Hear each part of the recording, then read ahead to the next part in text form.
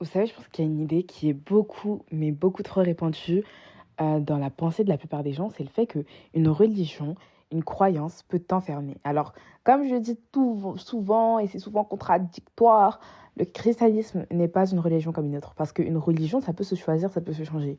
Si tu es dans le christianisme, tu connais le vrai Dieu, c'est une relation avec Dieu. Donc pour moi, ce n'est pas vraiment une religion, parce qu'une religion, ça se change et ça se choisit. Sauf que le Dieu que nous, on a, ce n'est pas un choix, c'est le seul Dieu, l'unique vérité.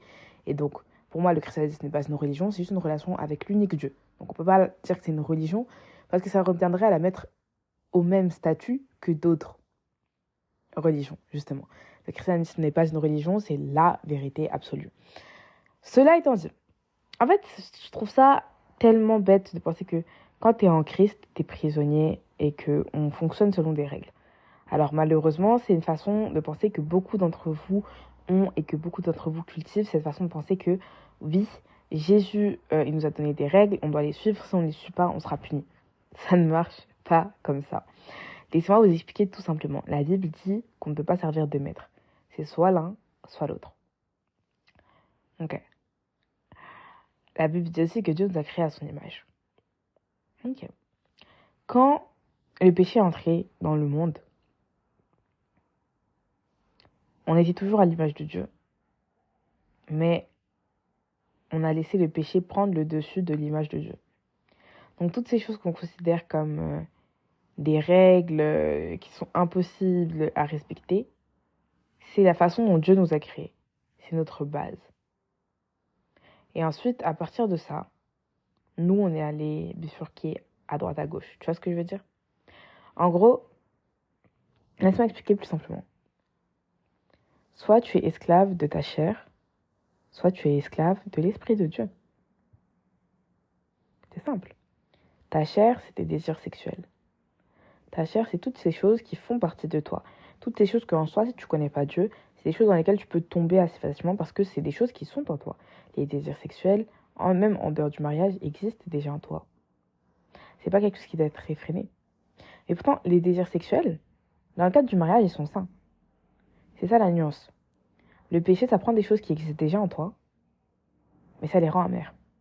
Les désirs sexuels, justement, ils existent et ils sont bons dans le cadre du mariage. On a tout envie d'être désiré par notre partenaire, c'est normal. Mais dès le moment où ton désir sexuel il est hors du cadre du mariage et qui t'éloigne même du mariage, il y a un problème. De la même façon, l'amour de soi existe, il est sain.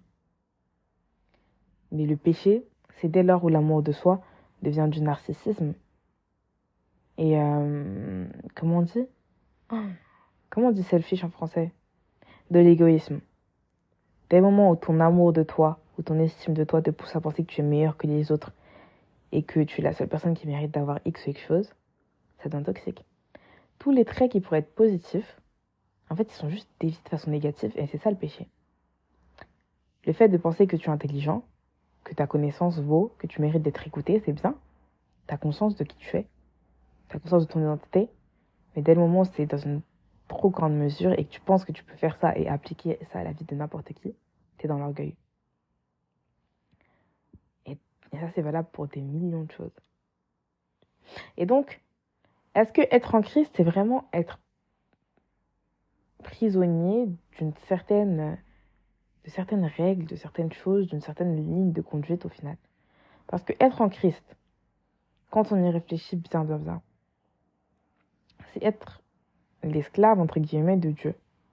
Comme j'ai dit, soit tu es l'esclave de l'Esprit de Dieu, soit tu es esclave de ta chair.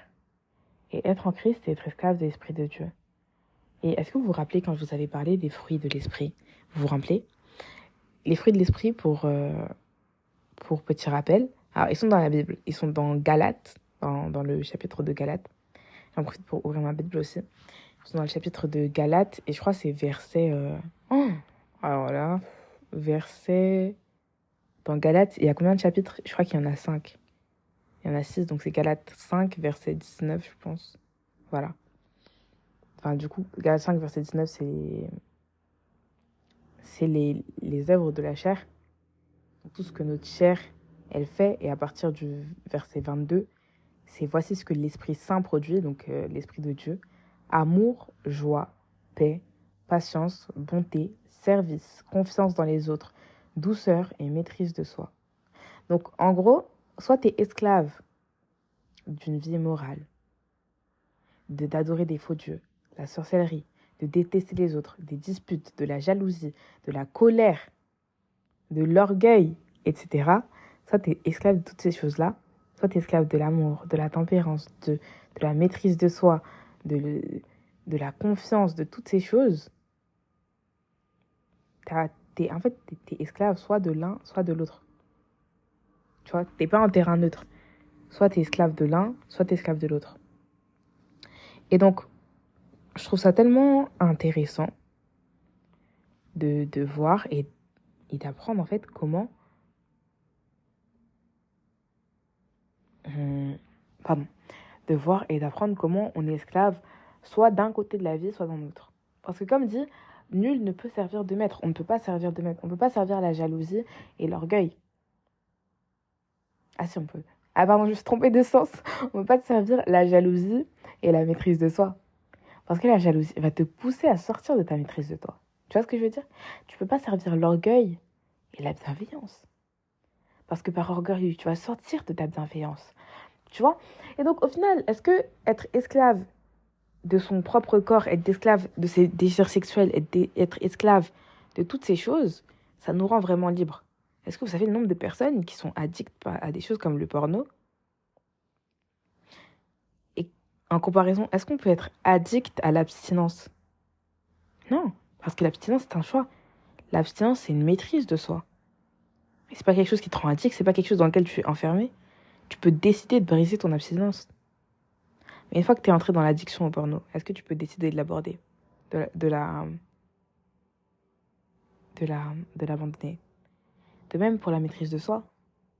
Quand on se maîtrise, quand on sait gérer ses émotions et qu'on sait ne pas les laisser prendre le recul, qu'on sait ne pas les laisser prendre le dessus, qu'on a du recul sur sa situation, est-ce que tu préfères être esclave de ça ou être esclave de la jalousie? Une jalousie qui peut te pousser à faire des folies et qui pourtant fait partie de toi. Pourquoi? Parce que toutes ces choses mauvaises que j'ai citées, elles sont en nous, ok? Et quand tu décides de donner ta vie à Dieu, tu décides que ce n'est pas toi qui vis, mais c'est Christ qui vit à travers toi. Donc toutes ces choses de la chair, c'est pas qu'elles n'existent plus, mais c'est qu'elles sont dominées par Christ.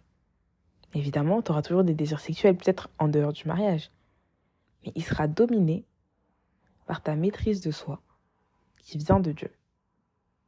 Et ça, je trouve ça magnifique. Et au final, quand on y réfléchit, être en Christ, c'est pas être prisonnier, c'est être libre. Parce que tu es libre de choisir. Quand tu es abstinent, par exemple, tu es libre de choisir si tu veux avoir des rapports sexuels ou pas. Alors que quand tu es accro à ça, quand tu es accro au porno, à tout ça, tu crois vraiment que tu as le choix?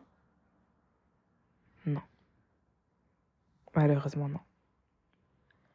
En tout cas, je tiens à dire que Dieu te bénisse, que Dieu te garde. Et c'est important de connaître ces choses. Parfois, j'aime bien revenir sur les bases parce que c'est des choses sur lesquelles on sait... c'est des choses qu'on sait au fond de soi, mais qu'on n'a pas les mots pour l'extérioriser. Et donc, je voulais vraiment prendre le temps avec vous de parler de ce sujet-là. J'espère que ça vous a intéressé et on se revoit très très bientôt. Que Dieu vous bénisse. Bisous. Tu es béni, tu es une bénédiction. Amen.